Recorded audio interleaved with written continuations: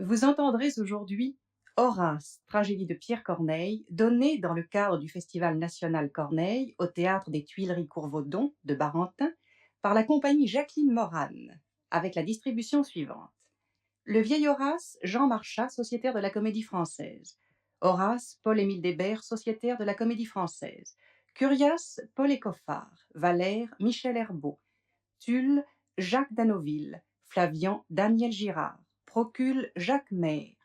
Camille, Jacqueline Morane. Sabine, Hélène Sauvanex. Julie, Dominique Dangon. Mise en scène de Jean Serge.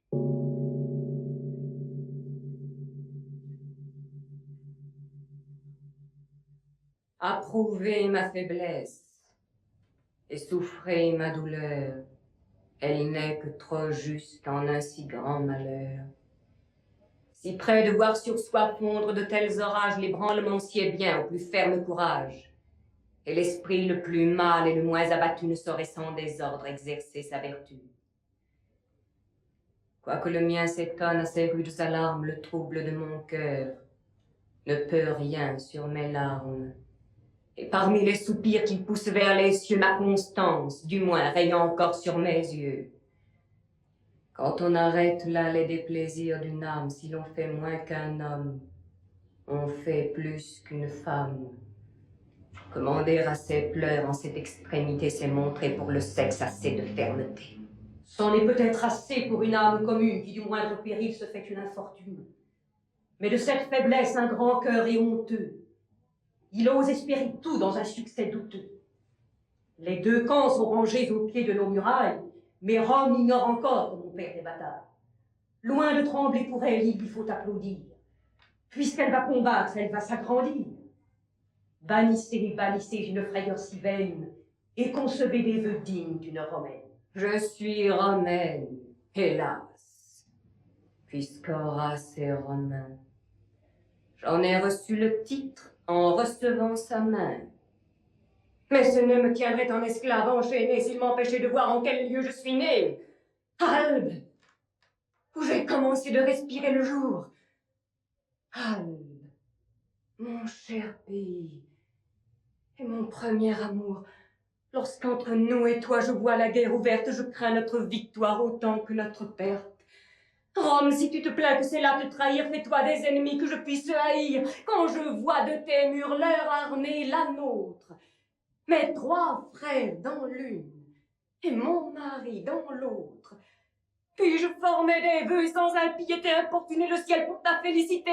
Je sais que ton état encore en sa naissance ne saurait sans la guerre affermir sa puissance. Je sais qu'il doit s'accroître et que tes grands destins ne le borneront pas chez les peuples latins, que les dieux t'ont promis l'empire de la terre et que tu n'en peux voir l'effet que par la guerre. Bien loin de m'opposer à cette noble ardeur qui suit l'arrêt des dieux et court à ta grandeur, je voudrais déjà voir tes troupes couronnées d'un pas victorieux franchir les Pyrénées. Va jusqu'en Orient, pousser tes bataillons. Va sur les bancs du Rhin, planter tes pavillons, fais trembler sous tes pas les colonnes d'Hercule, mais respecte une ville à qui tu dois Romule. Ingrate, souviens-toi que du sang de tes rois tu tiens ton nom, tes murs et tes premières lois. Albe est ton origine. Arrête et considère que tu portes le fer dans le sein de ta mère. Tourne ailleurs les efforts de tes bras triomphants. Sa joie éclatera dans l'heure de ses enfants. Et se laissant ravir à l'amour maternel, ses vœux seront pour toi, si tu n'es plus contre elle. Ce discours me surprend. Vu que depuis le temps qu'on a contre son peuple armé nos combattants, je vous ai vu pour elle autant d'indifférence que si d'un sang romain vous aviez pris naissance. J'admirais la vertu qui réduisait en vous vos plus chers intérêts à ceux de votre époux, et je vous consolais au milieu de vos plaintes, comme si notre Rome eût fait toutes vos craintes.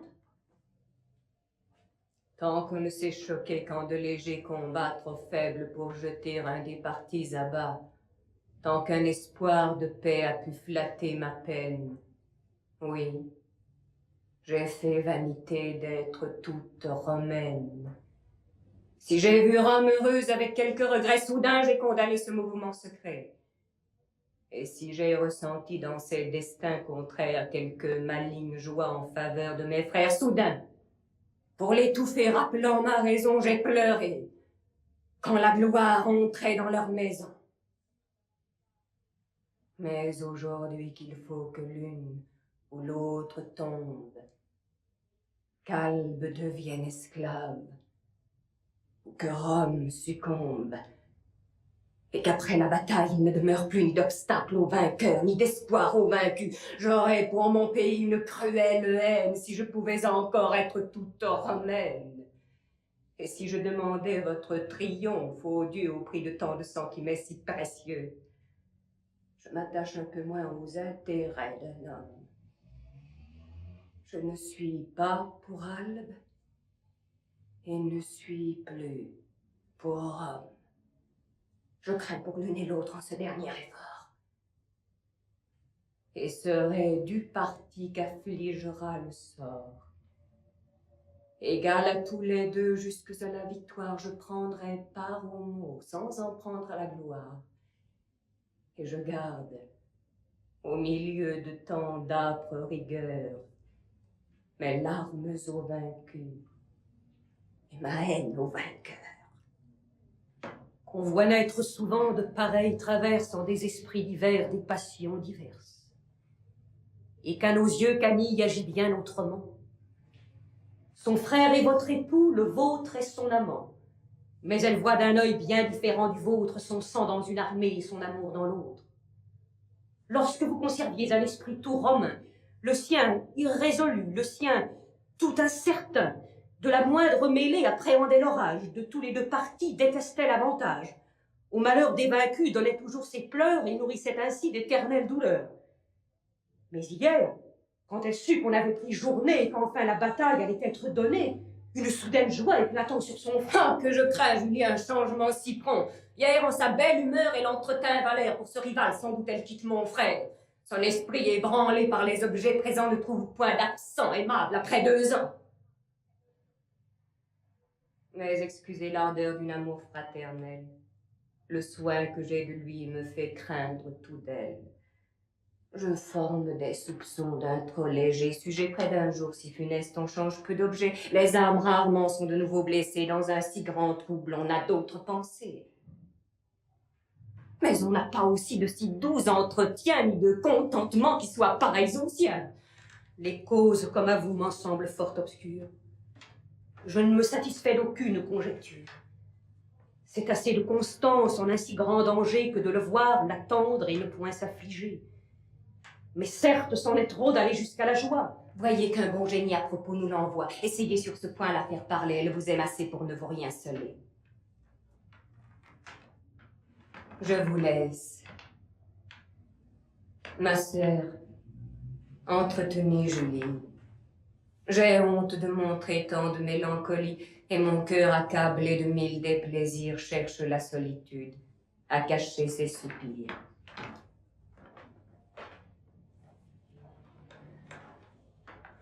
Qu'elle a tort de vouloir que je vous entretienne. Croit-elle ma douleur moins vive que la sienne? Et que plus insensible à de si grands malheurs, à mes tristes discours, je mêle moins de pleurs? De pareilles frayeurs, mon âme est alarmée. Comme elle, je perdrai dans l'une et l'autre armée. Je verrai mon amant, mon plus unique bien, mourir pour son pays ou détruire le mien. Et cet objet d'amour devenir pour ma peine digne de mes soupirs ou digne de ma haine. Hélas. Elle est pourtant plus à plaindre que vous. On peut changer d'amant, mais non changer d'époux.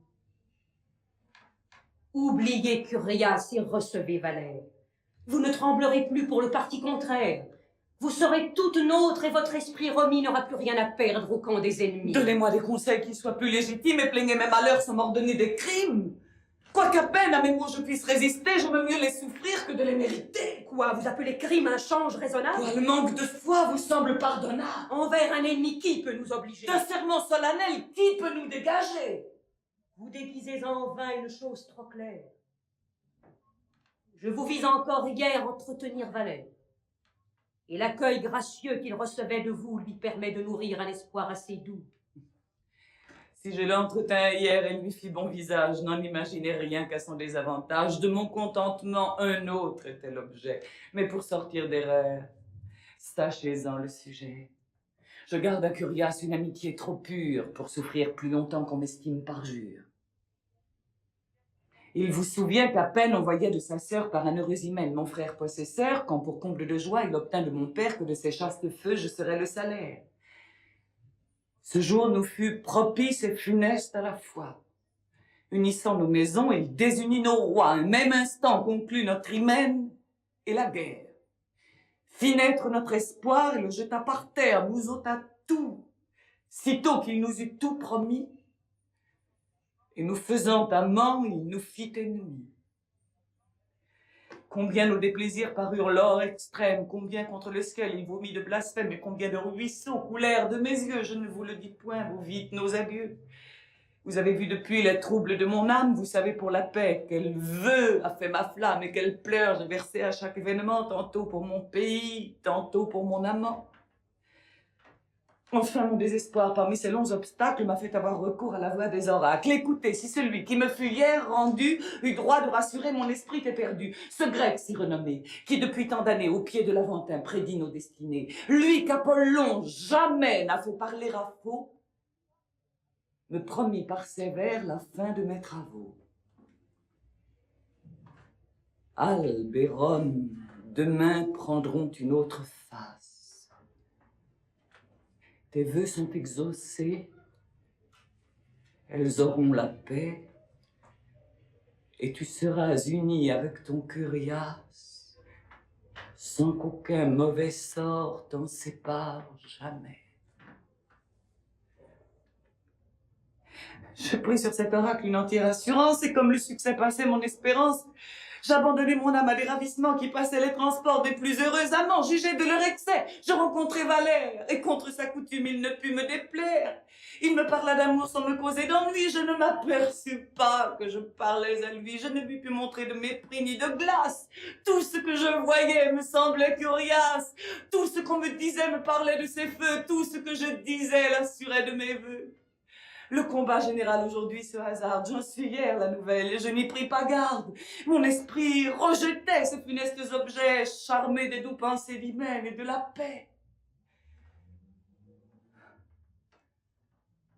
La nuit a dissipé des erreurs si charmantes. 1000 songes affreux, 1000 images sanglantes, ou plutôt 1000 amas de carnage et d'horreur m'ont arraché ma joie et rendu ma terreur. J'ai vu du sang, des morts, et n'ai rien vu de suite. Un spectre en paraissant prenait soudain la fuite, ils s'effaçaient l'un l'autre, et chaque illusion redoublait mon effroi par sa confusion. C'est en contraire sens qu'un songe s'interprète. Je le dois croire ainsi puisque je le souhaite. Mais je me trouve enfin, malgré tous mes souhaits, au jour d'une bataille et non pas d'une paix. Par là finit la guerre et la paix lui Il succède. n'y aura jamais le mal s'il y faut se remettre. Soit que Rome y succombe, calme et le dessous, cher amant, n'attends plus d'être un jour mon époux. Jamais, jamais ce nom ne sera pour un homme qui soit ou le vainqueur ou l'esclave de Rome. Mais quel objet nouveau se présente en ces lieux? Est-ce toi, Curias? En croirais-je mes yeux? N'en doutez point, Camille, et revoyez un homme qui n'est ni le vainqueur ni l'esclave de Rome. Cessez d'appréhender de voir rougir mes mains du poids honteux des fers ou du sang des Romains. J'ai cru que vous aimiez assez Rome et la gloire pour mépriser ma chaîne et haïr ma victoire. Et comme également dans cette extrémité, je craignais la victoire et la captivité. Curias, il suffit, je devine le reste. Tu fis une bataille à tes vœux si funestes, et ton cœur tout à moi pour ne me perdre pas des robes à ton pays, le secours de ton bras. Qu'un autre considère ici ta renommée et te blâme s'il veut de m'avoir trop aimé. Ce n'est point ta Camille à tant mésestimer. Plus ton amour paraît, plus elle doit t'aimer. Et si tu dois beaucoup aux lieux qui t'ont vu naître, plus tu quittes pour moi, plus tu le fais paraître. Mais As-tu vu mon père? Et peut-il endurer qu'ainsi dans sa maison tu t'oses retirer? Ne préfère-t-il point l'État, sa famille? Ne regarde-t-il point Rome plus que sa fille? Enfin, notre bonheur est-il bien affermi? T'a-t-il vu comme gendre ou bien comme ennemi? Il m'a vu comme gendre, avec une tendresse qui témoignait assez d'une entière allégresse. Mais il ne m'a point vu par une trahison indigne de l'honneur d'entrer dans sa maison. Je n'abandonne point l'intérêt de ma ville. J'aime encore mon honneur en adorant Camille. Tant qu'a duré la guerre, on m'a vu constamment, aussi bon citoyen que véritable amant. D'Albe, avec mon amour, j'accordais la querelle. Je soupirais pour vous en combattant pour elle. Et s'il fallait encore que l'on en vînt au cou, je combattrais pour elle en soupirant pour vous. Oui, malgré les désirs de mon âme charmée, si la guerre durait, je serais dans l'armée. C'est la paix qui chez vous me donne un libre accès, la paix à qui nos feux doivent ce beau succès. La paix est le moyen de croire un tel miracle. Camille, pour le moins, croyez en votre oracle. Et sachons pleinement par quels heureux effets l'heure d'une bataille a produit cette paix. L'aurait-on jamais cru? Déjà, les deux armées, d'une égale chaleur au combat animé, se menaçaient les yeux. Et marchant fièrement, n'attendaient pour donner que le commandement, quand notre dictateur devant les rangs s'avance. Demande à votre prince un moment de silence, et l'ayant obtenu, « Que faisons-nous, Romains ?» dit-il. « Et quel démon nous fait venir aux mains? Souffrons que la raison éclaire enfin nos âmes. Nous sommes vos voisins, nos filles sont vos femmes. Et l'hymen nous a joints par tant et tant de nœuds qu'il est peu de vos fils qui ne soient vos neveux. Nous ne sommes qu'un sang et qu'un peuple en deux villes. Pourquoi nous déchirer par des guerres civiles où la mort des vaincus affaiblit le vainqueur et le plus beau triomphe est arrosé de pleurs? Nos ennemis communs attendent avec joie qu'un des partis défaits leur donne l'autre en proie. Lassés, demi-rompus, vainqueurs, mais pour tout fruit dénué d'un secours par lui-même détruit. Ils ont assez longtemps joui de nos divorces. Contre eux, dorénavant, joignons toutes nos forces et noyons dans l'oubli ces petits différends qui de si bons guerriers font de mauvais parents. Que si l'ambition de commander aux autres fait marcher aujourd'hui vos troupes et les nôtres, pourvu qu'à moins de 100 nous voulions l'apaiser, elle nous unira loin de nous diviser. Nommons des combattants pour la cause commune. Que chaque peuple au sien attache sa fortune, et, suivant ce que d'eux ordonnera le sort, que le faible parti prenne loi du plus fort. Mais sans indignité pour des guerriers si braves, qu'ils deviennent sujets, sans devenir esclaves, sans honte, sans tribut, et sans autre rigueur que de suivre en tout lieu les drapeaux du vainqueur. Ainsi nos deux États ne feront qu'un empire. Il semble qu'à ces mots, notre discorde expire. Chacun, jetant les yeux dans un rang ennemi, reconnaît un cousin, un beau-frère, un ami. Ils s'étonnent comment leurs mains de sang avide, volées sans y penser à tant de parricides, et font paraître un front couvert tout à la fois d'horreur pour la bataille et d'ardeur pour ce choix.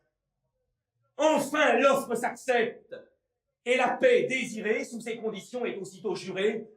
3 combattront pour tous. Mais pour les mieux choisir, nos chefs ont voulu prendre un peu plus de loisir. Le vôtre est au Sénat, le nôtre dans sa tente. Oh Dieu, que ce discours rend mon âme contente. Dans 2 heures au plus, par un commun accord, le sort de nos guerriers réglera notre sort. Cependant, tout est libre, attendant qu'on les nomme. Rome est dans notre camp et notre camp dans Rome. D'un et d'autre côté, l'accès étant permis, chacun va renouer avec ses vieux amis. Pour moi, ma passion m'a fait suivre vos frères. Et mes désirs ont eu des succès si prospères que l'auteur de vos jours m'a promis à demain le bonheur sans pareil de vous donner la main. Vous ne deviendrez pas rebelle à sa puissance. Le devoir d'une fille est dans l'obéissance. Venez donc recevoir ce doux commandement qui doit mettre le comble à mon contentement. Je vais suivre vos pas, mais pour revoir mes frères et savoir d'eux encore la fin de nos misères. Allez, et cependant au pied de nos autels, j'irai rendre pour vous grâces aux immortels.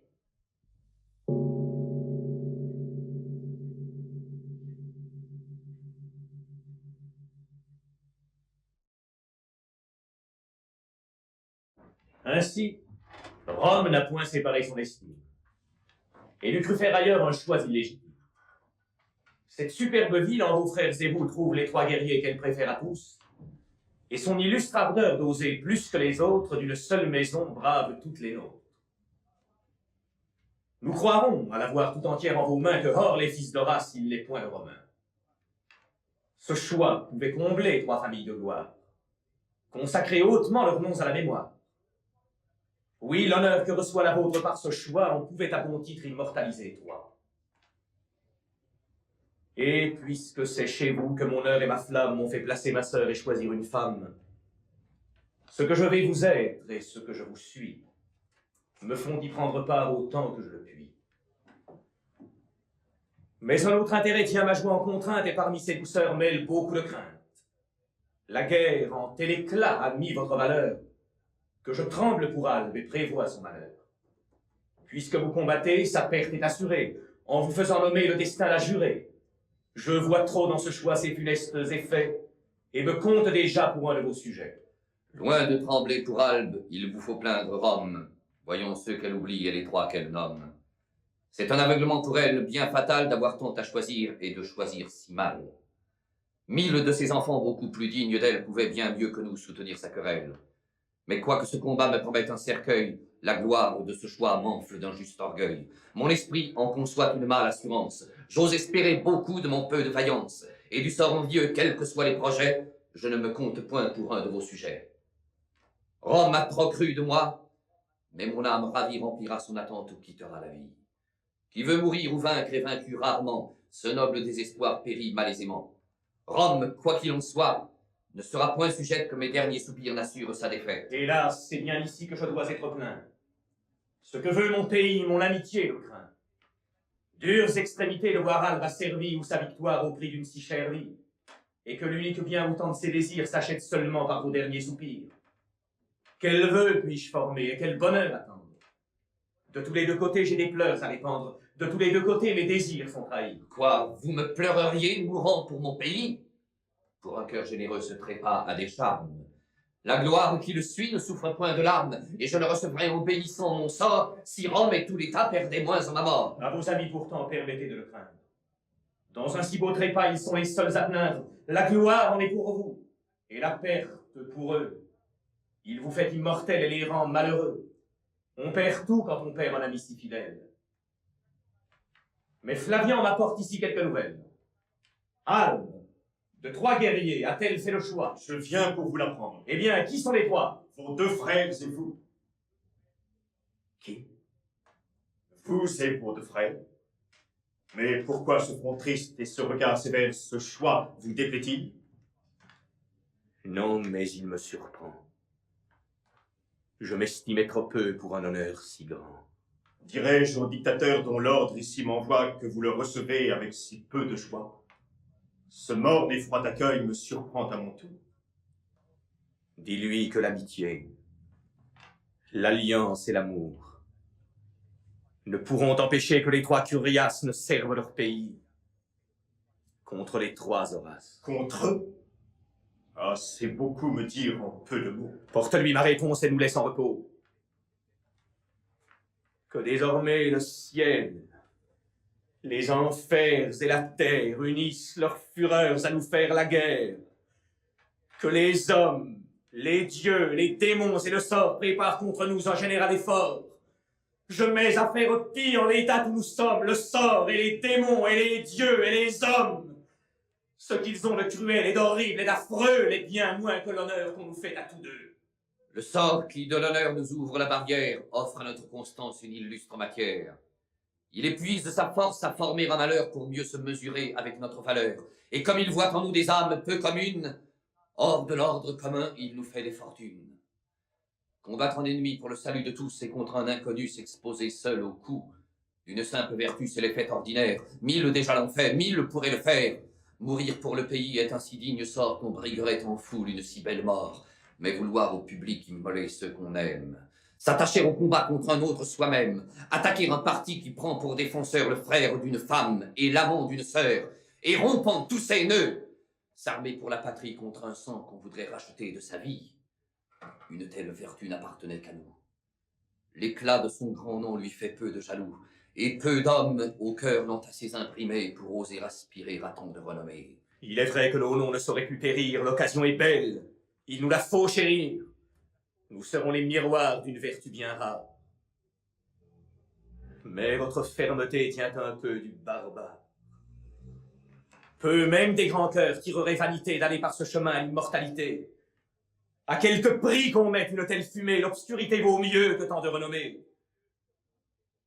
Pour moi, je l'ose dire, et vous l'avez pu voir, je n'ai point consulté pour suivre mon devoir. Notre longue amitié, l'amour, ni l'alliance n'ont pu mettre un moment mon esprit en balance. Et puisque par ce choix, Albe montre en effet qu'elle m'estime autant que Rome vous a fait, je crois faire pour elle autant que vous pour Rome, j'ai le cœur aussi bon. Mais enfin, je suis homme. Je vois que votre honneur demande tout mon sang, que tout le mien consiste à vous percer le flanc, près d'épouser la sœur qu'il faut, tuer le frère, et que pour mon pays j'ai le sort si contraire. Encore qu'à mon devoir je cours sans terreur, mon cœur s'en est farouche et j'en frémis d'horreur. J'ai pitié de moi-même, et jette un œil d'envie sur ceux dont notre guerre a consumé la vie, sans souhait toutefois de pouvoir reculer. Ce triste et fier honneur m'émeut, sans m'ébranler, j'aime ce qu'il me donne, et je plains ce qu'il m'ôte. Et si Rome demande une vertu plus haute, je rends grâce au Dieu de n'être pas romain, pour conserver encore quelque chose d'humain. Si vous n'êtes romain, soyez digne de l'être. Et si vous m'égalez, faites-le mieux paraître. La solide vertu dont je fais vanité n'admet point de faiblesse avec sa fermeté. Et c'est mal de l'honneur entré dans la carrière que dès le premier pas regarder en arrière. Notre malheur est grand, il est au plus haut point. Je l'envisage entier, mais je n'en frémis point. Contre qui que ce soit que mon pays m'emploie, j'accepte aveuglément cette gloire avec joie. Celle de recevoir de tels commandements doit étouffer en nous tous autres sentiments qui, près de le servir, considèrent autre chose. À faire ce qu'il doit, largement se dispose. Ce droit saint et sacré rompt tout autre lien. Rome a choisi mon bras, je n'examine rien. Avec une allégresse aussi pleine et sincère que j'épousais la sœur, je combattrai le frère. Et pour trancher enfin ces discours superflus, Albe vous a nommé, je ne vous connais plus. Je vous connais encore et c'est ce qui me tue.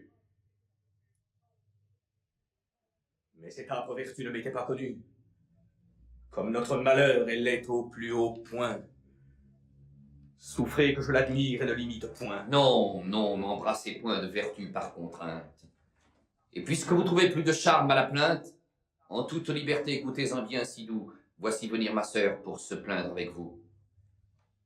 Je vais revoir la vôtre et résoudre son âme à se bien souvenir qu'elle est toujours ma femme. À vous aimer encore si je meurs par vos mains et prendre en son malheur des sentiments romains. Avez-vous su l'état qu'on fait de Curias, ma sœur? Hélas, mon sort a bien changé de face. Armez-vous de constance et montrez-vous, ma sœur. Et si par mon trépas il retourne vainqueur, ne le recevez point en meurtrier d'un frère, mais en homme d'honneur qui fait ce qu'il doit faire, qui sert bien son pays, et sait montrer à tous par sa haute vertu qu'il est digne de vous. Comme si je vivais, achevez l'hyménée. Mais si ce fer aussi tranche sa destinée, faites à ma victoire un pareil traitement. Ne me reprochez point la mort de votre amant. Vos larmes vont couler, et votre cœur se presse. Consumez avec lui toute cette faiblesse. Querellez ciel et terre et maudissez le sort, mais après le combat ne pensez plus aux morts. Je ne vous laisserai qu'un moment avec elle, puis nous irons ensemble où l'honneur nous appelle.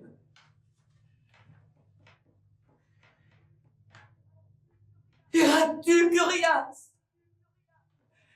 Et ce funeste honneur te plaît-il aux dépens de tout notre bonheur? Hélas, je vois trop bien qu'il faut, quoi que je fasse, mourir ou de douleur ou de la main d'Horace. Je vais comme au supplice à cet illustre emploi, je maudis 1000 fois l'état qu'on fait de moi, je hais cette valeur qui fait calme m'estime.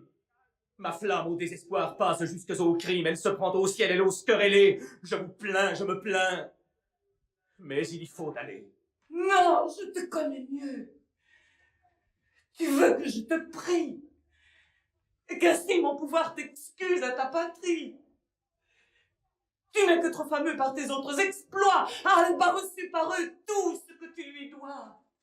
Autre n'a mieux que toi soutenu cette guerre. Autre de plus de morts n'a couvert notre terre. Ton nom ne peut plus croître. Il ne lui manque rien. Souffre qu'un autre ici puisse anoblir le sien. Que je souffre à mes yeux, qu'on saigne une autre tête des lauriers immortels que la gloire m'apprête. Ou que tout mon pays reproche à ma vertu qu'il aurait triomphé si j'avais combattu. Et que sous mon amour, ma valeur endormie couronne tant d'exploits d'une telle infamie. Non, Albe. Après l'honneur que j'ai reçu de toi, tu ne succomberas, n'y vaincras que par moi. Tu m'as commis ton sort, je t'en rendrai bon compte, et vivrai sans reproche, ou périrai sans honte. Toi, tu ne veux pas voir qu'ainsi tu me trahis. Avant que d'être à vous, je suis à mon pays. Mais te priver pour lui toi-même d'un beau frère. Ta sœur de son mari. Telle est notre misère. Le choix d'Albe et de Rome ôte toute douceur au nom jadis si beau de beaux-frères et de sœurs. Tu pourras donc cruel me présenter sa tête et demander sa main. Tu pourras donc cruel me présenter sa tête et demander ma main pour prix de ta conquête. Il n'y faut plus penser. En l'état où je suis, vous aimez sans espoir, c'est tout ce que je puis. Vous en pleurez, Camille. Il faut bien que je pleure. Mon insensible amant ordonne que je meure. Et quand lui-même, pour nous, allume son flambeau, il l'éteint de sa main pour m'ouvrir le tombeau. Ce cœur impitoyable à ma perte s'obstine et dit qu'il m'aime encore alors qu'il m'assassine. Que les pleurs d'une amante ont de puissants discours et qu'un bel œil est fort avec un tel secours. Que mon cœur s'attendrit à cette triste vue. Ma constance contre elle a regret ses vertus. N'attaquez plus ma gloire avec tant de douleur, ou laissez-moi sauver ma vertu de vos pleurs. Je sens qu'elle chancelle et défend mal la place. Plus je suis votre amant, moins je suis curiace. Faible d'avoir déjà combattu l'amitié, vaincrait-elle à la fois l'amour et la pitié? Allez, ne m'aimez plus, ne versez plus de larmes, ou j'oppose l'offense à de si fortes armes. Je me défendrai mieux contre votre courroux, et pour le mériter, je n'ai plus Dieu pour vous. Vengez-vous d'un ingrat, punissez un volage. Vous ne vous montrez point sensible à cet outrage. Je n'ai plus Dieu pour vous, vous en avez pour moi. En faut-il encore plus? Je renonce à ma foi. Rigoureuse vertu dont je suis la victime, ne peux-tu résister sans le secours d'un crime? Ne fais point d'autre crime! Et j'atteste les dieux qu'au lieu de t'en haïr, je t'en aimerais mieux. Oui, je te chérirai tout ingrat et perfide, et cesse d'aspirer au nom de fratricide. Pourquoi suis-je romaine? Ou connais-tu romain? Je te préparerai des lauriers de ma main, je t'encouragerai au lieu de te distraire, et je te traiterai comme j'ai fait mon frère. Hélas, j'étais aveugle en mes vœux aujourd'hui, j'en ai fait contre toi quand j'en ai fait pour lui. Il revient. Quel malheur si l'amour de sa femme ne peut non plus sur lui et que le mien sur ton âme. Dieu, Sabine le sut. Pour ébranler mon cœur espeux de Camille, y joignez-vous ma sœur, et laissant à ses pleurs vaincre ce grand courage, l'amenez-vous ici chercher même avantage. Non. Non, mon frère. Non. Je ne viens en ce lieu que pour vous embrasser et pour vous dire adieu. Votre sang est trop bon, n'en craignez rien de lâche, rien dont la fermeté de ces grands cœurs se fâche. Si ce malheur illustre ébranlait l'un de vous, je le désavouerai pour frère ou pour époux. Pourrais-je toutefois vous faire une prière digne d'un tel époux et digne d'un tel frère? Du saint nœud qui vous joint, je suis le seul lien. Quand je ne serai plus, vous ne vous serez rien. Brisez votre alliance et rompez-en la chaîne. Et puisque votre honneur veut des effets de haine, achetez par ma mort le droit de vous haïr, Albe le veut, et Rome, il faut leur obéir. Qu'un de vous deux me tue et que l'autre me venge, alors votre combat n'aura plus rien d'étrange. Et du moins l'un des deux sera juste agresseur, ou pour venger sa femme, ou pour venger sa sœur. Quoi? Me réservez-vous à voir une victoire, ou pour autre appareil d'une pompeuse gloire, je verrai le laurier d'un frère ou d'un mari, fumer encore d'un sang que j'aurais tant chéri. Pourrais-je entre vous deux régler alors mon âme, satisfaire aux devoirs et de sœur, et de femme, embrasser le vainqueur en pleurant le vaincu, non! Non, encore un coup. Non, avant ce coup, Sabine aura vécu. Ma mort le préviendra de qui que je l'obtienne. Le refus de vos mains y condamne la mienne. Qu'est-ce donc qui vous retient? Allez, cœurs inhumains, j'aurai trop de moyens pour y forcer vos mains. Vous ne les aurez pas au combat occupé, que ce corps au milieu n'arrête vos épées. Et malgré vos refus, il faudra que leur coup se fasse jour ici, pour aller jusqu'à vous. Oh, ma femme. Oh, ma sœur. Courage, il s'amollise. Vous poussez des soupirs, vos visages pâlissent. Quelle peur vous saisit? Sont cela ces grands cœurs, ces héros calmes et Rome ont pris pour défenseurs? Que t'ai-je fait, Sabine? Et quelle est mon offense qui t'oblige à chercher une telle vengeance? Que t'a fait mon honneur? Et par quel droit viens-tu avec toute ta force attaquer ma vertu? Du moins, contente-toi de l'avoir étonné et me laisse achever cette grande journée. Tu me viens de réduire en un étrange point. Aie massé ton mari pour n'en triompher point. Va-t'en et ne rends plus la victoire douteuse. La dispute déjà m'en est assez honteuse. Souffre qu'avec honneur je termine mes jours. Va, cesse de me craindre. On vient au secours. Qu'est-ce ceci, mes enfants? Écoutez-vous vos flammes et perdez-vous encore le temps avec des femmes. Prêts à verser du sang, regardez-vous des pleurs, fuyez et laissez-les déplorer leur malheur. Leurs plaintes ont pour vous trop d'art et de tendresse. Elles vous feraient part enfin de leur faiblesse, et ce n'est qu'en fuyant qu'on part de tels coups. N'appréhendez rien d'eux. Ils sont dignes de vous. Malgré tous nos efforts, vous en devez attendre ce que vous souhaitez d'un fils et d'un gendre. Et si notre faiblesse ébranlait leur honneur, nous vous laissons ici pour leur rendre du cœur.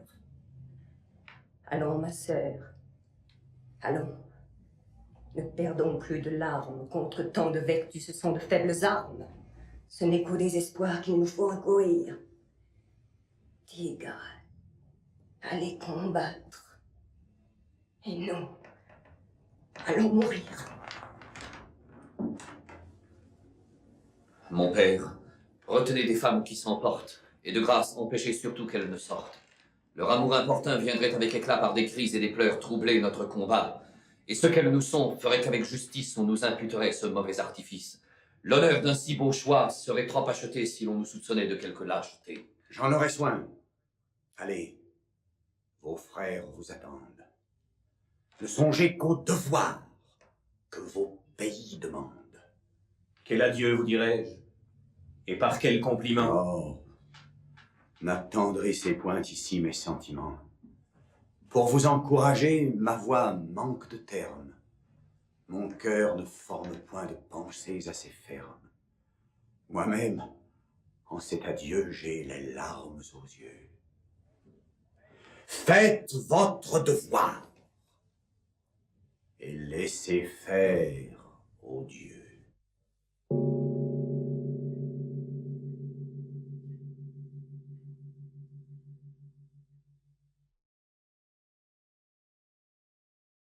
Prenons parti, mon âme, en de telles disgrâces. Soyons femmes d'Horace, ou sœurs des Curias, cessons de partager nos inutiles soins. Souhaitons quelque chose, et craignons un peu moins. La mort qui les menace est une mort si belle qu'il en faut sans frayeur attendre la nouvelle. N'appelons point alors les destins inhumains, songeons pour quelle cause, et non par quelle main. Revoyons les vainqueurs sans penser qu'à la gloire que toute leur maison reçoit de leur victoire, et sans considérer aux dépens de quel sang leurs vertus les élèvent en cet illustre rang. Faisons nos intérêts de ceux de leur famille. En l'une je suis femme, en l'autre je suis fille, et tiens à toutes deux par de si forts liens qu'on ne peut triompher que par les bras des miens. Fortune, quelques mots que ta rigueur m'envoie, j'ai trouvé les moyens d'en tirer de la joie. Et puis voir aujourd'hui le combat sans terreur, les morts sans désespoir, les vainqueurs sans horreur. Flatteuse illusion, erreur douce et grossière, vain effort de mon âme, impuissante lumière de qui le faux brillant prend droit de m'éblouir, que tu sais peu durer et tout évanouir. Pareil à ces éclairs qui dans le fort des ombres poussent un jour qui fuit errant les nuits plus sombres, tu n'as frappé mes yeux d'un moment de clarté que pour les abîmer dans plus d'obscurité. Tu charmais trop ma peine et le ciel qui s'en fâche me vend déjà bien cher ce moment de relâche. En est-ce fait, Julie, que m'apportez-vous? Est-ce la mort d'un frère ou celle d'un époux? Quoi, ce qui s'est passé, vous l'ignorez encore? Vous faut-il étonner de ce que je l'ignore? Et ne savez-vous point que de cette maison pour Camille et pour moi l'on fait une prison? Julie, on nous renferme, on a peur de nos larmes. Sans cela, nous serions au milieu de leurs armes, et par les désespoirs d'une chaste amitié, nous aurions des deux camps tiré quelque pitié. Il n'était pas besoin d'un si tendre spectacle. Leur vue à leur combat apporte assez d'obstacles. Sitôt qu'ils ont paru prêts à se mesurer, on a dans les deux camps entendu murmurer. À voir de tels amis, des personnes si proches, venir pour leur patrie aux mortelles approches. L'un s'émeut de pitié, l'autre est saisi d'horreur, l'autre d'un si grand zèle admire la fureur. Tel porte jusqu'aux cieux leur vertu sans égale, et tel l'ose nommer sacrilège et brutal. Ces divers sentiments n'ont pourtant qu'une voix. Tous accusent leur chef, tous détestent leur choix, et ne pouvant souffrir un combat si barbare, on s'écrie, on s'avance, enfin on les sépare. Que je vous dois d'encens, grand Dieu qui m'exaucez. Vous n'êtes pas Sabine encore où vous pensez. Vous pouvez espérer, vous avez moins à craindre, mais il vous reste encore assez de quoi vous plaindre. En vain d'un sort si triste on les veut garantir. Ces cruels généreux n'y peuvent consentir. La gloire de ce choix leur est si précieuse et charme tellement leur âme ambitieuse qu'alors qu'on les déplore, ils s'estiment heureux et prennent pour affront la pitié qu'on a d'eux. Le trouble des deux camps souille leur renommée. Ils combattront plutôt et l'une et l'autre armée et mourront par les mains qui leur font d'autres lois que pas un d'eux renonce aux honneurs d'un tel choix. Quoi? Dans leur dureté, ces cœurs d'acier s'abstinent. Oui, mais d'autre côté, les deux camps se mutilent. Et leurs cris, des deux parts poussés en même temps, demandent la bataille ou d'autres combattants. La présence des chefs à peine est respectée. Leur pouvoir est douteux, leur voix mal écoutée. Le roi même s'étonne. Et pour dernier effort, puisque chacun, dit-il, s'échauffe en ce discord, consultons des grands dieux la majesté sacrée et voyons si se change à leur bonté agrée. Quel impie osera se prendre à leur vouloir lorsqu'en un sacrifice ils nous leur ont fait voir? Ils se taisent, et ces mots semblent être des charmes. Même aussi combattants, ils arrachent les armes, et ce désir d'honneur qui leur ferme les yeux, tout aveugle qu'il est, respecte encore les dieux. Leur plus bouillante ardeur cède à la vie de Tulle, et soit par déférence ou par un prompt scrupule, dans l'une et l'autre armée on s'en fait une loi, comme si toutes deux le connaissaient pour roi. Le reste s'apprendra par la mort des victimes. Les dieux n'avoueront point un combat plein de crimes. J'en espère beaucoup puisqu'il est différé, et je commence à voir ce que j'ai désiré. Ma sœur, que je vous dis une bonne nouvelle. Je pense le savoir, s'il faut la nommer telle. On l'a dit à mon père et j'étais avec lui. Je n'en conçois rien qui flatte mon ennui. Ce délai de nos mots rendra leur coup plus rude. Ce n'est qu'un plus long terme à nos inquiétudes. Et tout l'allègement qu'il en faut espérer, c'est de pleurer plus tard ce qu'il faudra pleurer. Les dieux n'ont pas en vain inspiré ce tumulte. Disons plutôt, ma sœur, qu'en vain on les consulte. Le ciel agit sans nous en ces événements et ne les règle pas dessus nos sentiments. Il ne vous a fait peur que pour vous faire grâce. Adieu, je vais savoir comment enfin tout se passe. Modérez vos frayeurs. J'espère à mon retour ne vous entretenir que de propos d'amour, et que nous n'emploierons la fin de la journée qu'aux doux préparatifs d'un heureux hyménée. J'ose encore l'espérer. Moi, je n'espère rien. L'effet vous fera voir que nous en jugeons bien. Parmi vos déplaisirs, souffrez que je vous blâme. Je ne puis approuver tant de troubles en votre âme. Que feriez-vous, ma sœur, au point où je me vois, si vous aviez à craindre autant que je le dois?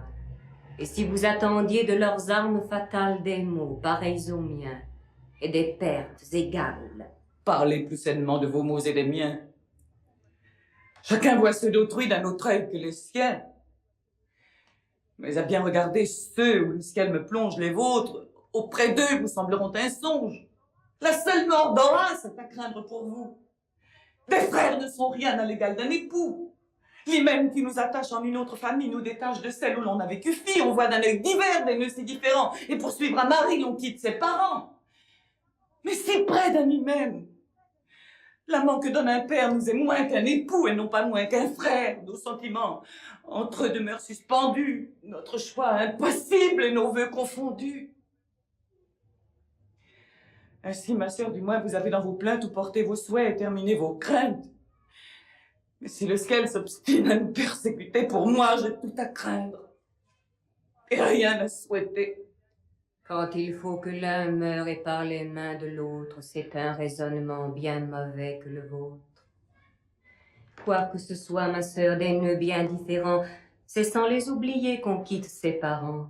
L'hymen n'efface point ses profonds caractères pour aimer un mari. L'on ne hait pas ses frères. Mais l'amant qui vous charme et pour qui vous brûlez ne vous est après tout que ce que vous voulez. Une mauvaise humeur, un peu de jalousie en fait assez souvent passer la fantaisie, ce que peut le caprice. Osez-le, par raison, et laissez votre sang hors de comparaison. C'est crime qu'opposer des liens volontaires à ceux que la naissance a rendus nécessaires, si dont le ciel s'obstine à nous persécuter. Seul, j'ai tout à craindre et rien à souhaiter. Mais pour vous, le devoir vous donne dans vos plaintes où portez vos souhaits et terminez vos craintes.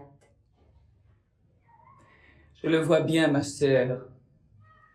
Vous n'aimâtes jamais. Vous ne connaissez point ni l'amour, ni ses traits. On peut lui résister quand il commence à naître, mais non pas le bannir quand il s'est rendu maître.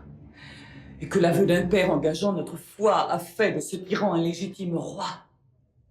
Il entre avec douceur, mais il règne par force.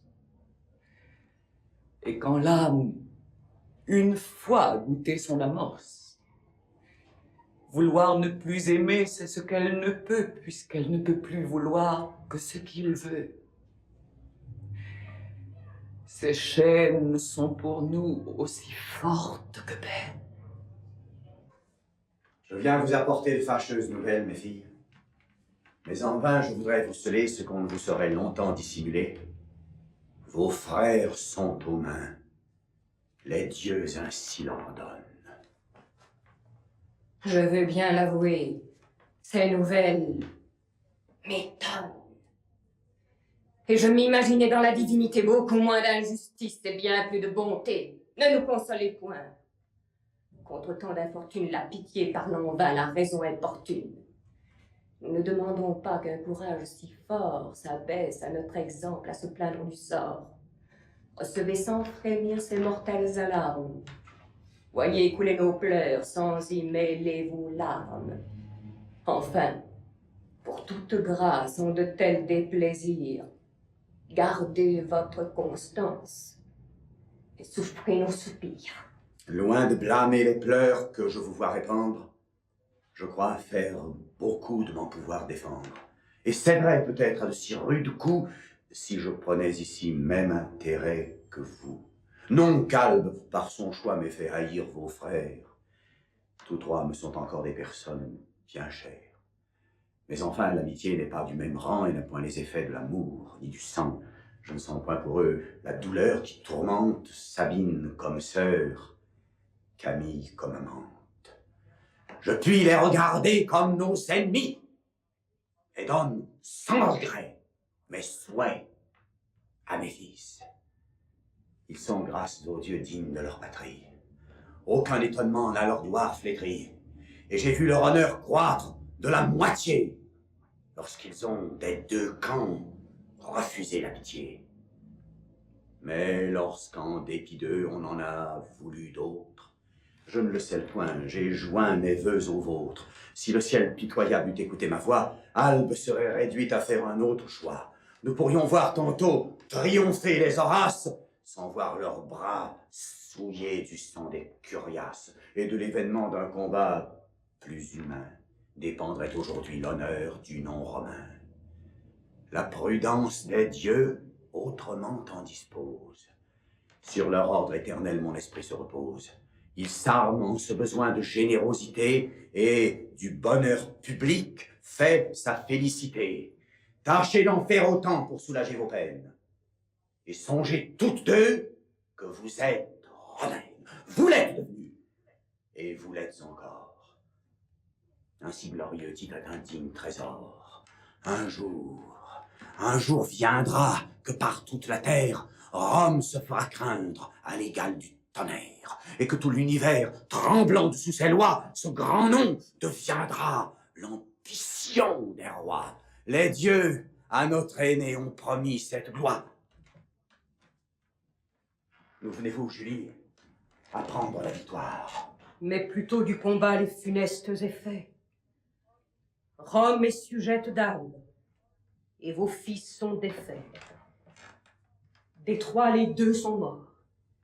Son époux seul vous reste. Oh, d'un triste combat, effet vraiment funeste.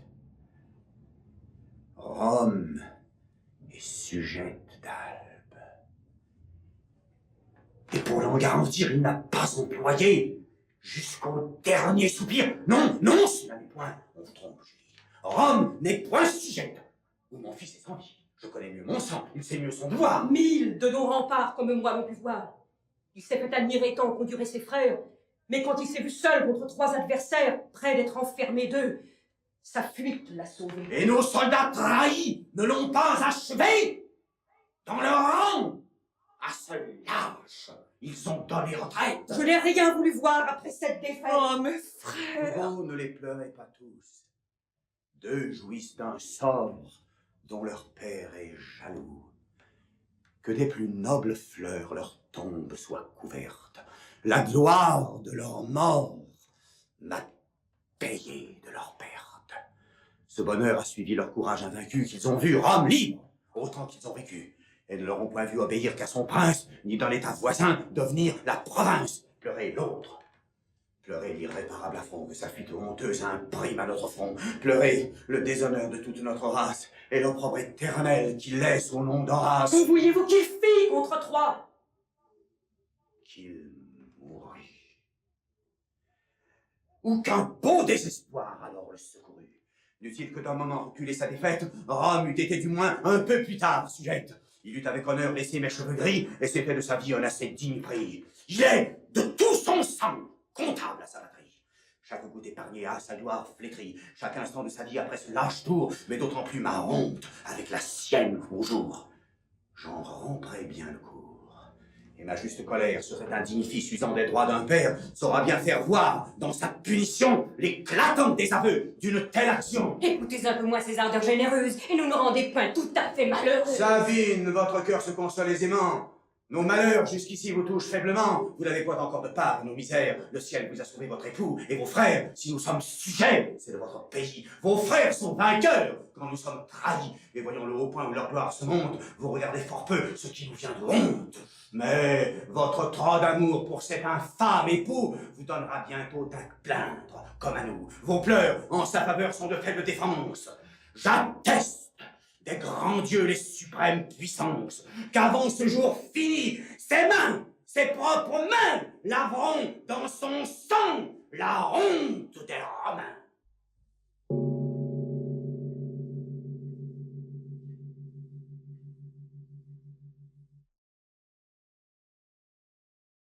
Ne me parlez jamais en faveur d'un infâme, qu'il me fuit à l'égal des frères de sa femme. Pour conserver un sang qu'il tient si précieux, il n'a rien fait encore s'il n'évite mes yeux. Sabine, il peut mettre ordre.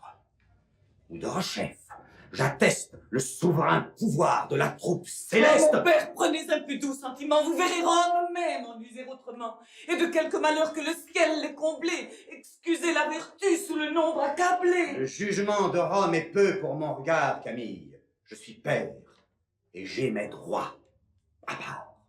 Je sais pas comme agit la vertu véritable. C'est sans en triompher que le nombre l'accable. Et sa même valeur, toujours en même point, succombe sous la force et ne lui cède point. Taisez-vous. Et sachons ce que nous veut Valère. Envoyé par le roi pour consoler un père et pour lui témoigner. N'en prenez aucun soin. C'est un soulagement dont je n'ai pas besoin. Et j'aime mieux voir mort que couvert d'infamie ceux que vient de m'ôter une main ennemie. Tous deux, pour leur pays, sont morts en gens d'honneur. Il me suffit. Mais l'autre est un rare bonheur. De tous les trois, chez vous, il doit tenir la place. N'a-t-on vu périr en lui le nom d'Horace? Seul vous le maltraitez après ce qu'il a fait. C'est à moi seul aussi de punir son forfait. Quel forfait trouvez-vous en sa bonne conduite? Quel éclat de vertu trouvez-vous dans sa fuite? La fuite est glorieuse en cette occasion. Pour redoubler ma honte et ma confusion. Certes, l'exemple est rare et digne de mémoire de trouver dans la fuite un chemin à la gloire. Quelle confusion! Et quelle honte à vous d'avoir produit un fils qui nous conserve tous, qui fait triompher Rome et lui gagne l'Empire. À quels plus grands honneurs faut-il qu'un père aspire? Quels honneurs, quel triomphe et quel empire, enfin, lorsqu'Albe, sous ses lois, range notre destin. Que parlez-vous ici d'Albe et de sa victoire? Ignorez-vous encore la moitié de l'histoire? Je sais que par sa fuite, il a trahi l'État. Oui, s'il eût en fuyant terminé le combat. Mais on a bientôt vu qu'il ne fuyait qu'en homme qui savait ménager l'avantage de Rome. Quoi? Rome, donc, triomphe? Apprenez. Apprenez la valeur de ce fils qu'à tort vous condamnez. Restez seul contre trois. Mais en cette aventure, tous trois étant blessés et lui seul sans blessure, trop faible pour eux tous, trop fort pour chacun d'eux, il sait bien se tirer d'un pas si dangereux. Il fuit pour mieux combattre, et cette prompte ruse divise adroitement trois frères qu'elle abuse. Chacun le suit d'un pas au plus ou moins pressé, selon qu'il se rencontre plus ou moins blessé. Leur ardeur est égale pour suivre sa fuite, mais leurs coups inégaux séparent leur poursuite. Horace, les voyant l'un de l'autre écartés, se retourne, et déjà les croit demi-domptés. Il attend le premier, c'était votre gendre. L'autre, tout indigné qu'il ait osé l'attendre, en vain en attaquant fait paraître un grand cœur. Le sang qu'il a perdu ralentit sa vigueur. Albe, à son tour, commence à craindre un sort contraire. Elle crie au second qu'il secourt son frère. Il se hâte et s'épuise en efforts superflus. Il trouve en les joignant que son frère n'est plus. Et là, Tout hors d'haleine, il prend pourtant sa place et redouble bientôt la victoire d'Horace. Son courage sans force et d'un débile appui, voulant venger son frère, il tombe auprès de lui. L'air résonne des cris qu'au ciel chacun envoie. Albe en jette d'angoisse et les Romains de joie. Comme notre héros se voit près d'achever, c'est peu pour lui de vaincre, il veut encore braver. J'en viens d'immoler deux aux mains de mes frères. Rome aura le dernier de mes trois adversaires. C'est à ses intérêts que je vais l'immoler, dit-il. Et tout d'un temps, on le voit y voler. La victoire entre eux deux n'était pas incertaine. L'Albin, percé de coups, ne se traînait qu'à peine, et comme une victime aux marches de l'autel, il semblait présenter sa gorge au coup mortel. Aussi le reçoit-il peu sans faux, sans défense, et son trépas de Rome établit la puissance. Oh, mon fils. Oh, ma joie. Oh, l'honneur de nos jours. Oh, d'un état penchant l'inespéré secours. Vertu digne de Rome et sang digne de race. Appui de ton pays et gloire de ta race. Quand pourrais-je étouffer dans tes embrassements l'erreur dont j'ai formé de si faux sentiments? Quand pourra mon amour baigner avec tendresse ton front victorieux de larmes d'allégresse? Vos caresses bientôt pourront se déployer. Le roi, dans un moment, vous le va renvoyer et remet à demain la pompe qu'il prépare d'un sacrifice aux dieux pour un bonheur si rare.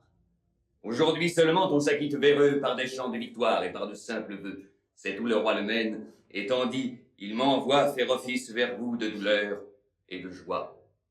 Mais cet office encore n'est pas assez pour lui. Il y viendra lui-même, et peut-être aujourd'hui. Il croit mal reconnaître une vertu si pure, si de sa propre bouche il ne vous en assure. S'il ne vous dit chez vous combien vous doit l'État. De tels remerciements ont pour moi trop d'éclat, et je me tiens déjà trop payé par les vôtres du service d'un fils et du sang des deux autres. Il ne sait ce que c'est d'honorer à demi, et son sceptre arraché des mains de l'ennemi fait qu'il tient cet honneur qu'il lui plaît de vous faire au-dessous du mérite et du fils et du père. Je vais lui témoigner quel noble sentiment la vertu vous inspire en tous vos mouvements, et combien vous montrez d'ardeur pour son service. Je vous devrais beaucoup pour un si bon fils. Ma fille, il n'est plus temps de répandre des pleurs.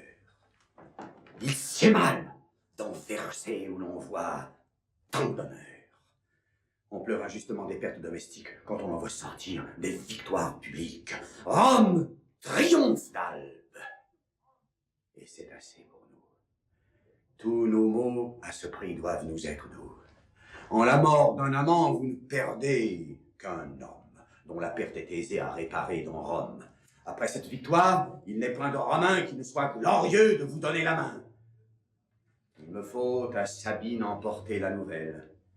Ce coup sera sans doute assez rude pour elle, et ses trois frères morts par la main d'un époux lui donneront des pleurs bien plus justes qu'à vous. Mais j'espère aisément en dissiper l'orage, et qu'un peu de prudence aidant son grand courage fera bientôt régner sur un si noble cœur le généreux amour qu'elle doit au vainqueur. Cependant, étouffez cette lâche tristesse. Recevez-le s'il vient avec moins de faiblesse. Faites-vous voir sa sœur. Et qu'en un même flanc, le ciel vous a tous deux formés d'un même sang. Oui. Je lui ferai voir par d'infaillibles marques qu'un véritable amour brave la main des parcs et ne prend point de loi de ces cruels tyrans qu'un astre injurieux nous donne pour parents. Tu blâmes ma douleur, tu l'oses nommer lâche. Je l'aime d'autant plus que plus elle te fâche, impitoyable père. Et par un juste effort, je la veux rendre égale aux rigueurs de mon sort. En 8 ans, jamais un dans les rues de traverse prise en moins de rien tant de faces diverses, qui fut doux tant de fois et tant de fois cruel et porta tant de coups avant le coup mortel. Vit-on jamais une âme en un jour plus atteinte de joie et de douleur, d'espérance et de crainte, asservi en esclave à plus d'événements et le piteux jouet de plus de changements? Un oracle m'assure, un songe me travaille, la paix calme l'effroi que me fait la bataille, mon hymen se prépare, et presque en un moment, pour combattre mon frère, on choisit mon amant.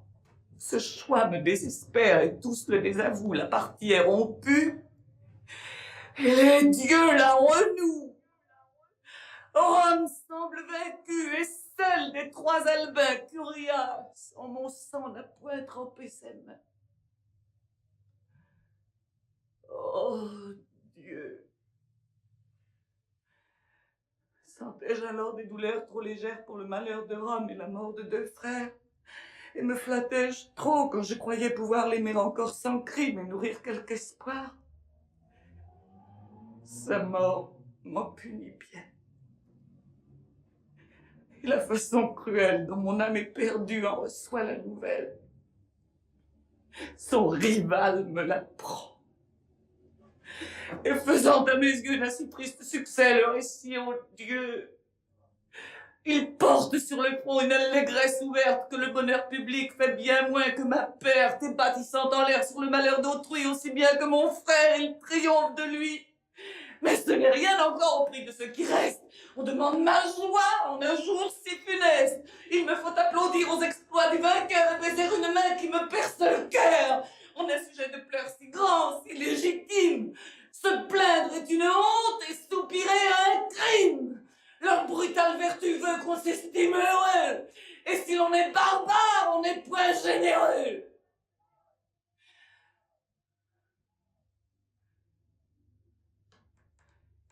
Dégénérons mon cœur d'un si vertueux père. Soyons une digne sœur d'un si généreux frère. C'est gloire de passer pour un cœur abattu quand la brutalité fait la haute vertu. Éclatez mes douleurs. À quoi bon vous contraindre?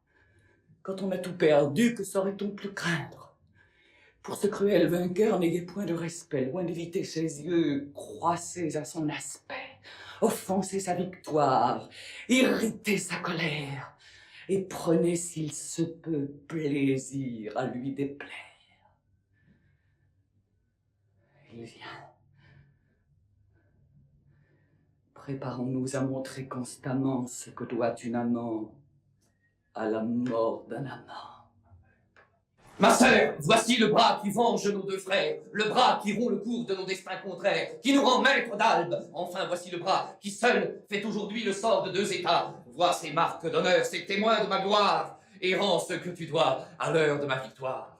Recevez donc mes pleurs, c'est ce que je lui dois. Rome n'en veut point voir après de tels exploits, et nos 2 frères, morts dans le malheur des armes, sont trop payés de sang pour exiger des larmes. Quand la perte est vengée, on n'a plus rien perdu. Puisqu'ils sont satisfaits par le sang qui est pendu, je cesserai pour eux de paraître affligé, et j'oublierai leur mort que vous avez vengée.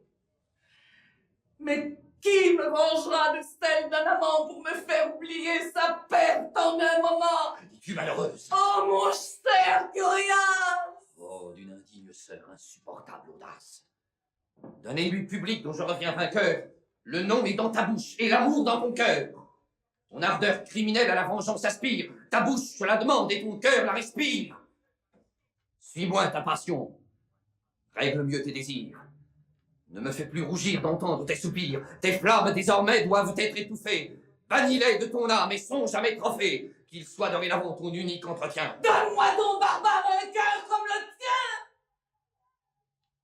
Et si tu veux enfin que je t'ouvre mon âme, rends-moi mon Curias! Ou laisse agir ma flamme. Ma joie et mes douleurs dépendaient de son sang. Je l'adorais vivant et je le pleure mort. Ne cherche plus ta sœur où tu l'avais laissée. Tu ne revois en moi qu'une amante offensée qui, comme une furie attachée à tes pas, te veut incessamment reprocher son trépas. Tigre altéré de sang, qui me défend les larmes, qui veut que dans sa mort je trouve encore des charmes, et que jusque au ciel élevant tes exploits, moi-même je le tue de seconde fois. Puisse tant de malheurs accompagner ta vie, que tu tombes au point de me porter en vie, et toi, bientôt souillé par quelque lâcheté, cette gloire si chère à ta brutalité. Oh ciel, qui vit jamais une pareille rage? Crois-tu donc que je sois insensible à l'outrage? Que je souffre en mon sang ce mortel déshonneur? Aime cette mort qui fait notre bonheur. et préfère du moins au souvenir d'un homme ce que doit ta naissance aux intérêts de Rome.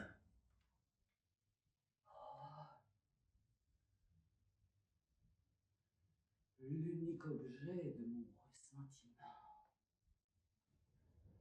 Rome, à qui vient ton bras d'immoler mon amant. Rome, qui t'a vu naître et que ton cœur adore. Rome, enfin, que je hais, parce qu'elle t'honore. Puissent tous ses voisins ensemble conjurer, saper ses fondements encore mal assurés. Et si ce n'est assez de toute l'Italie, que l'Orient contre elle à l'Occident s'allie, que 100 peuples unis des bouts de l'univers passent pour la détruire et les monts et les mers, qu'elle-même sur soi renverse ses murailles et de ses propres mains déchire ses entrailles, que le courroux du ciel allumé par mes vœux fasse pleuvoir sur elle un déluge de feu. Puisse-je de mes yeux y voir tomber ce foudre, voir ces maisons en cendres et tes lauriers en poudre, voir le dernier Romain à son dernier soupir, moi seul en être cause, et mourir de plaisir. C'est trop! Ma patience à la raison fait place! Vague dans les enfers! Plaindre ton curiace! Oh, Ainsi reçoive un châtiment soudain quiconque ose pleurer un ennemi romain. Que venez-vous de faire? Un acte de justice! Un semblable forfait veut un pareil supplice. Vous deviez la traiter avec moins de rigueur. Ne me dis plus qu'elle est et mon sang et ma sœur. Mon père ne peut plus l'avouer pour sa fille. Qui maudit son pays renonce à sa famille. Des noms si pleins d'amour ne lui sont plus permis. De ses plus chers parents il fait ses ennemis. Le sang même les arme en haine de son crime. La plus prompte vengeance en est plus légitime, et ce souhait, impie encore qu'impuissant, est un monstre qu'il faut étouffer en naissant. À quoi s'arrête ici ton illustre colère? Viens voir mourir ta sœur dans les bras de ton père. Viens repaître tes yeux d'un spectacle si doux. Et si tu n'es point là de ces généreux coups immoles au cher pays des vertueux Horace, reste malheureux du sang des curiaces. Si prodigue du tien n'épargne pas le leur, joins Sabine à Camille, et ta femme, à ta sœur, nos crimes sont pareils, ainsi que nos misères, je soupire comme elle et déplore mes frères. Plus coupable en ce point contre tes buyons lois, qu'elle n'en pleurait qu'un, et que j'en pleure trois. Qu'après son châtiment, ma faute continue. Sèche tes pleurs, Sabine, ou les cache à ma vue. Rends-toi digne du nom de ma chaste moitié, et ne m'accable point d'une indigne pitié. Si l'absolu pouvoir d'une pudique flamme ne nous laisse à tous deux qu'un pensée et qu'une âme, c'est à toi d'élever tes sentiments aux miens, non à moi de descendre la honte des tiens. Je t'aime et je connais la douleur qui te presse. Embrasse ma vertu pour vaincre ta faiblesse. Participe à ma gloire au lieu de la souiller. Tâche à t'en revêtir, non à m'en dépouiller. Es-tu de mon honneur si mortel ennemi que je te plaise mieux couvert d'une infamie? Sois plus femme que sœur, et te réglant sur moi, fais-toi de mon exemple une immuable loi. Cherche pour t'imiter des âmes plus parfaites. Je ne t'impute point les pertes que j'ai faites, j'en ai les sentiments que je dois en avoir, et je m'en prends au sort, plutôt qu'à ton devoir. Mais enfin, je renonce à la vertu romaine, si pour la posséder je dois être inhumaine, et ne puis voir en moi la femme du vainqueur, sans y voir des vaincus, la déplorable sœur. Mon crime redoublé ne me point ta colère. Oh, que Camille est heureuse. Elle a pu te déplaire, elle a reçu de toi tout ce qu'elle a prétendu, elle recouvre là-bas tout ce qu'elle a perdu. Cher époux, j'ai hauteur du tourment qui me presse, écoute la pitié si ta colère cesse, exerce l'une ou l'autre après de tels malheurs, à punir ma faiblesse ou finir mes douleurs. Je demande la mort, pour grâce, pour supplice, qu'elle soit d'un effet d'amour ou de justice, n'importe. Tous ces traits n'auront rien que de doux si je les vois partir de la main d'un époux. Quelle injustice, ô Dieu, d'abandonner aux femmes un empire si grand sur les plus belles âmes, et de se plaire à voir de si faibles vainqueurs régner si puissamment sur les plus nobles cœurs. À quel point ma vertu devient-elle réduite? Rien ne m'en saurait plus garantir que la fuite. Adieu, ne me suis point ou retiens tes soupirs. Oh, colère! Oh, pitié, les sourdes âmes et désirs, vous négligez mon crime et ma douleur vous lasse, et je n'obtiens de vous ni supplice ni grâce. Allons-y, par nos pleurs faire encore un effort, et n'employons après que nous à notre mort.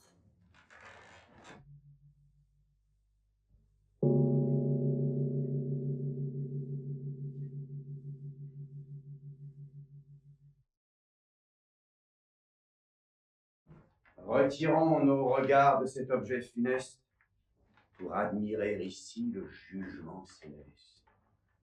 Quand la gloire nous enfle, il sait bien comme il faut confondre notre orgueil qui s'élève trop haut. Je ne plains point Camille. Elle était criminelle. Je me tiens plus à plaindre et je te plains plus qu'elle. Moi d'avoir mis au jour un cœur si peu romain, toi d'avoir, par sa mort, déshonoré ta main. Je ne la trouve point injuste ni trop prompte, mais tu pouvais, mon fils, t'en épargner la honte. Son crime, quoique énorme et digne du trépas, était mieux impuni que puni par ton bras. Disposez de mon sang, les lois vous en font maître. J'ai cru devoir le sien aux lieux qui m'ont vu naître. Si dans vos sentiments mon zèle est criminel, s'il m'en faut recevoir un reproche éternel, si ma main en devient honteuse et profanée, vous pouvez d'un seul mot trancher ma destinée.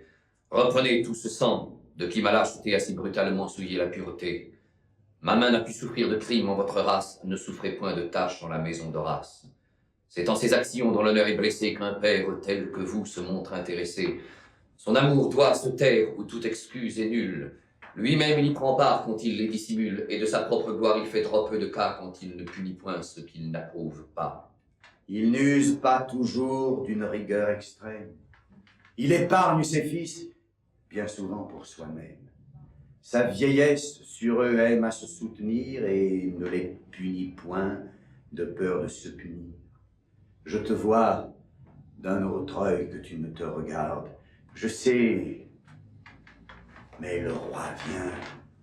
Je vois entrer ses gardes. Oh, sire, un tel honneur a trop d'excès pour moi. Ce n'est point en ce lieu que je dois voir mon roi. Permettez qu'à genoux... Non! Levez-vous, mon père. Je fais ce qu'à ma place un bon prince doit faire. Un si rare service et si fort important veut l'honneur le plus rare et le plus éclatant. Vous en aviez déjà sa parole pour gage. Je ne l'ai pas voulu différer davantage. J'ai su par son rapport, et je n'en doutais pas, comme de vos deux fils vous portez le trépas, et que déjà votre âme étant trop résolue, ma consolation vous serait superflue. Mais je viens de savoir quel étrange malheur d'un fils victorieux a suivi la valeur, et que son trop d'amour pour la cause publique, par ses mains à son père, ôte une fille unique. Ce coup est un peu rude à l'esprit le plus fort, et je doute comment vous portez cette mort. Sire, avec déplaisir, mais avec patience. C'est l'effet vertueux de votre expérience. Beaucoup, par un langage, ont appris comme vous que le malheur succède au bonheur le plus doux. Peu savent comme vous s'appliquer ce remède, et dans leur intérêt, toute leur vertu cède. Si vous pouvez trouver dans ma compassion quelque soulagement pour votre affliction, ainsi que votre mal, sachez qu'elle est extrême, et que je vous en plains autant que je vous aime. Sire, puisque le ciel entre les mains des rois dépose sa justice et la force des lois, et que l'État demande aux princes légitimes des prix pour les vertus, des peines pour les crimes, souffrez qu'un bon sujet vous fasse souvenir que vous plaignez beaucoup ce qu'il vous faut punir. Souffrez... Quoi? Qu'on envoie un vainqueur au supplice? Permettez qu'il achève, et je ferai justice. J'aime à la rendre à tous, à toute heure, en tout lieu, C'est par elle qu'un roi se fait un demi-dieu. Et c'est dont je vous plains qu'après un tel service, on puisse, contre lui, me demander justice. Souffrez donc, ô grand roi, le plus juste des rois, que tous les gens de bien vous parlent par ma voix. Non que nos cœurs jaloux de ces honneurs s'irritent. S'il en reçoit beaucoup, c'est haut fait le mérite. Ajoutez-y plutôt que d'en diminuer. Nous sommes tous encore prêts d'y contribuer. Mais puisque d'un tel crime il s'est montré capable, qu'il triomphe en vainqueur et périsse en coupable. Arrêtez sa fureur et sauvez de sa main, si vous voulez régner, le reste des Romains. Il y va de la perte ou du salut du reste. La guerre avait un cours si sanglant, si funeste. Et les nœuds de l'hymen, durant nos bons destins, ont tant de fois uni des peuples si voisins qu'il est peu de Romains que le parti contraire n'intéresse en la mort d'un gendre ou d'un beau-frère, et qui ne soient forcés de donner quelques pleurs dans le bonheur public à leur propre malheur. Si c'est d'offenser Rome, et que l'heure de ses armes l'autorise à punir ces crimes de nos larmes, quel sang épargnera ce barbare vainqueur qui ne pardonne pas à celui de sa sœur et ne peut excuser cette douleur pressante que la mort d'un amant jette au cœur d'une amante quand, près d'être éclairée du nuptial flambeau, elle voit avec lui son espoir au tombeau. Faisant triompher Rome, il se l'est asservi. Il a sur nous un droit et de mort et de vie. Et nos jours criminels ne pourront plus durer qu'autant qu'à sa clémence il plaira d'endurer. Je pourrais ajouter aux intérêts de Rome combien un pareil coup est indigne d'un homme. Je pourrais demander qu'on mit devant vos yeux ce grand et rare exploit d'un bras victorieux. Vous verriez un beau sang pour accuser sa rage d'un frère si cruel rejaillir au visage. Vous verriez des horreurs qu'on ne peut concevoir. Son âge et sa beauté vous pourraient émouvoir, mais je hais ces moyens qui sentent l'artifice. Vous avez à deux mains remis le sacrifice. Pensez-vous que les dieux, vengeurs des innocents, d'une main parricide acceptent de l'encens?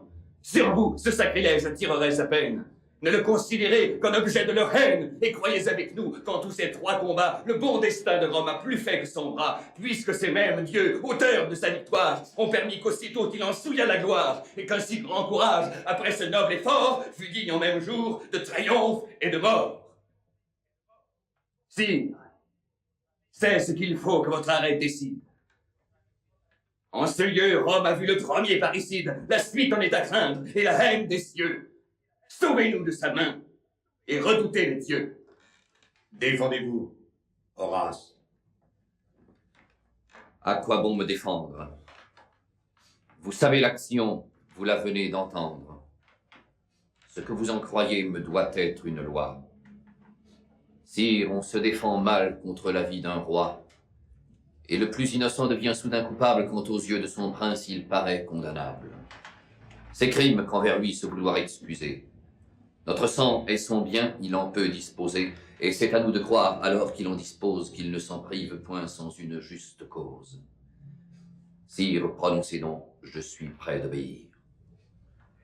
D'autres aiment la vie, et je la dois haïr.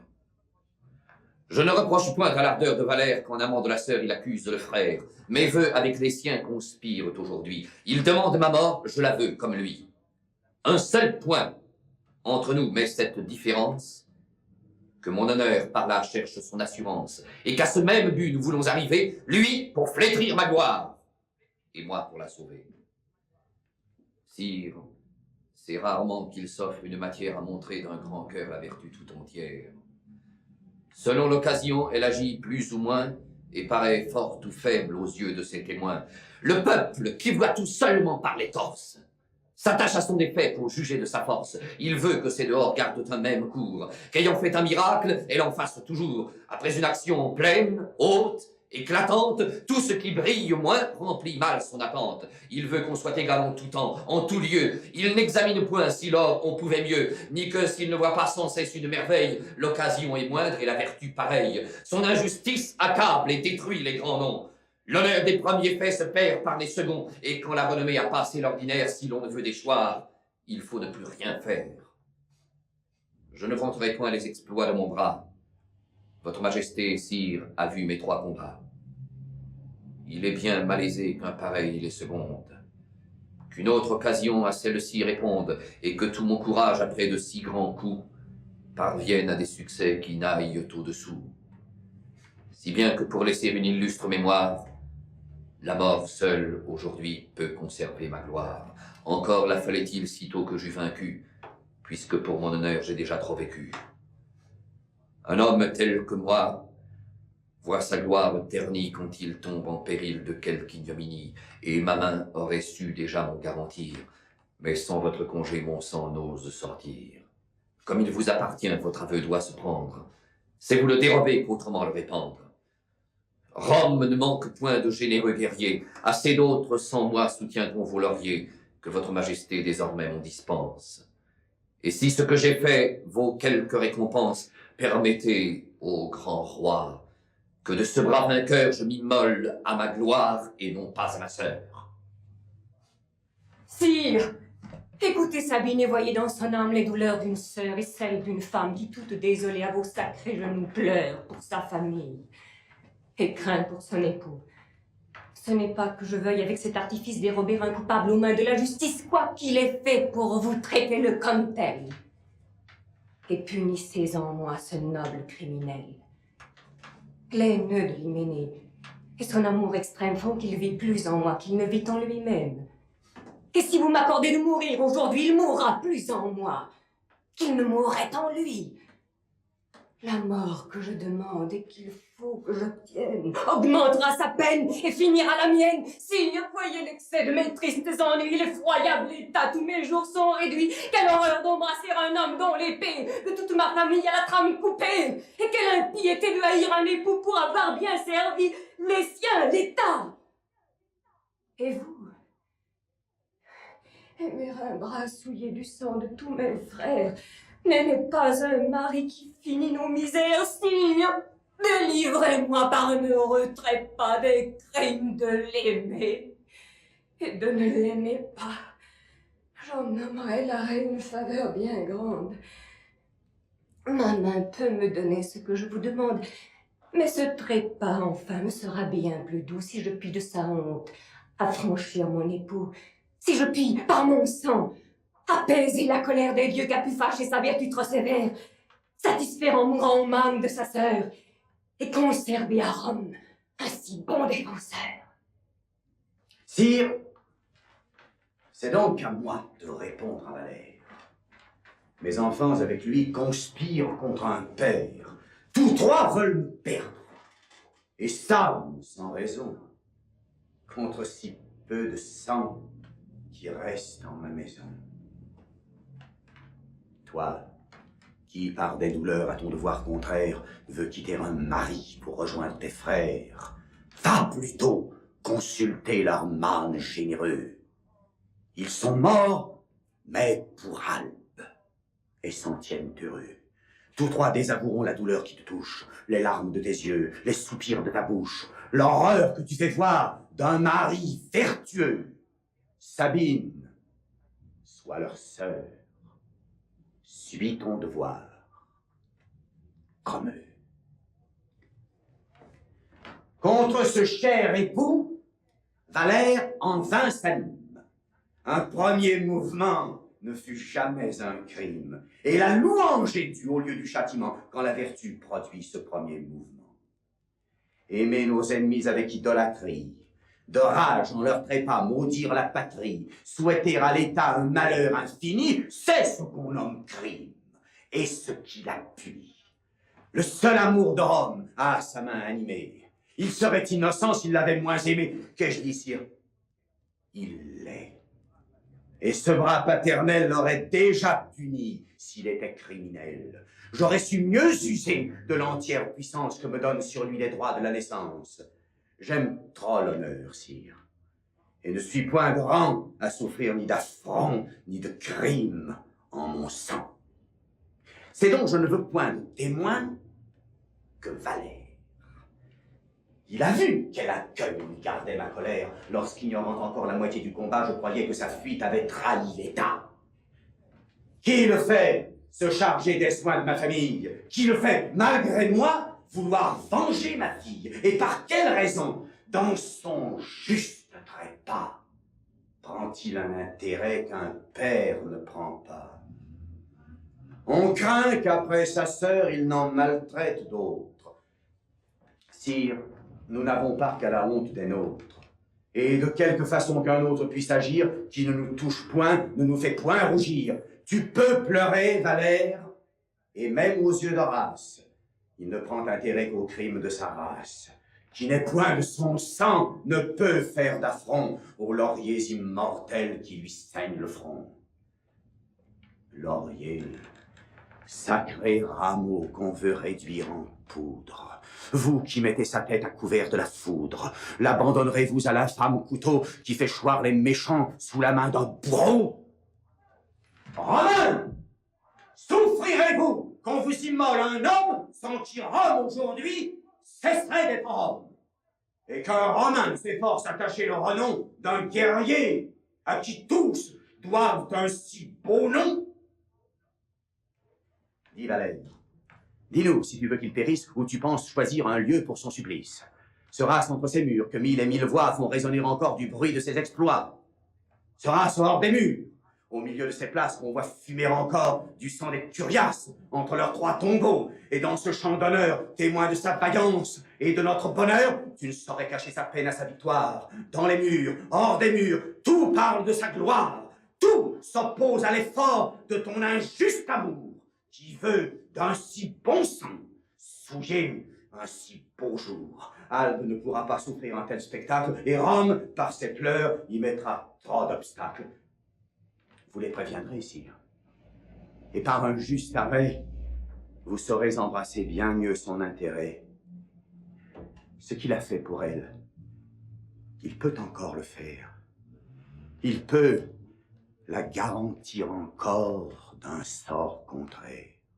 Sire, ne donnez rien à mes débiles ans. Rome aujourd'hui m'a vu père de 4 enfants. 3, en ce même jour, sont morts pour sa querelle. Il m'en reste encore un. Conservez-le pour elle. N'ôtez pas à ces murs un si puissant appui. C'est elle que je sers en vous parlant pour lui. Sire, j'en ai trop dit, mais l'affaire vous touche. Et Rome tout entière a parlé par ma bouche. Sire, permettez-moi... Valère, c'est assez. Vos discours, parlez-leur, ne sont pas effacés. J'en garde dans mon esprit les formes plus pressantes, et toutes vos raisons me sont encore présentes. Cette énorme action, faite presque à nos yeux outrage la nature, et blesse jusqu'aux dieux.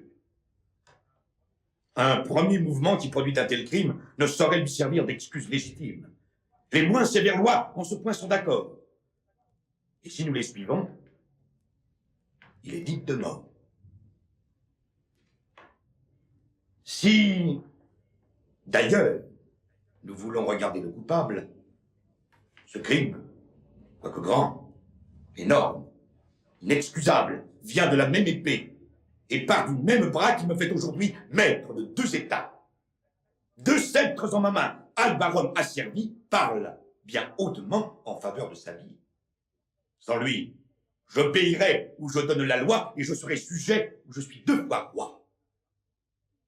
Assez de bons sujets dans toutes les provinces par des vœux impuissants s'activent vers leurs princes. Tous les peuvent aimer, mais tous ne peuvent pas, par d'illustres effets, assurer leurs états.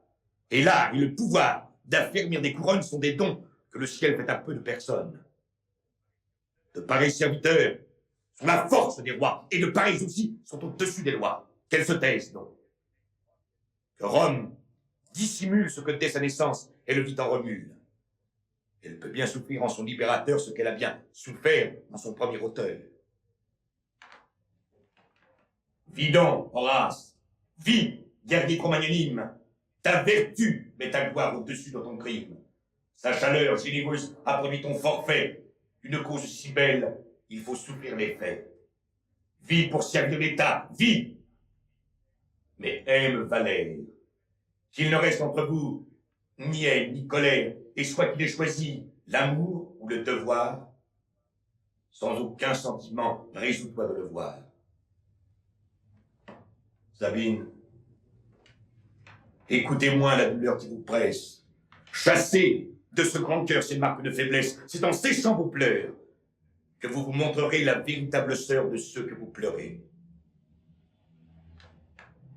Mais nous devons au Dieu demain un sacrifice. Et nous aurons le ciel à nos vœux mal propices si nos prêtres, avant que de sacrifier, ne trouvaient le moyen de le purifier. Son père en prendra soin. Il lui sera facile d'apaiser tout d'un temps les mânes de Camille. Je la plains. Et pour rendre à son sort rigoureux ce que peut souhaiter son esprit amoureux, puisqu'en un même jour, l'ardeur d'un même zèle achève le destin de son amant et d'elle, je veux qu'un même jour, témoins de leurs deux morts, en un même tombeau voient enfermer leur corps. Camille, ainsi le ciel t'avait bien averti des tragiques succès qu'il t'avait préparés. Mais toujours, du secret il cache une partie aux esprits les plus nets et les mieux éclairés. Il semblait nous parler de ton proche Hyménée. Il semblait tout promettre à tes vœux innocents. Et nous cachant ainsi ta mort inopinée, sa voix n'est que trop vraie en trompant notre sens. Albe et Rome aujourd'hui prennent une autre face. Tes vœux sont exaucés. Elles goûtent la paix. Et tu vas être uni avec ton Curiace sans qu'aucun mauvais sort t'en sépare jamais.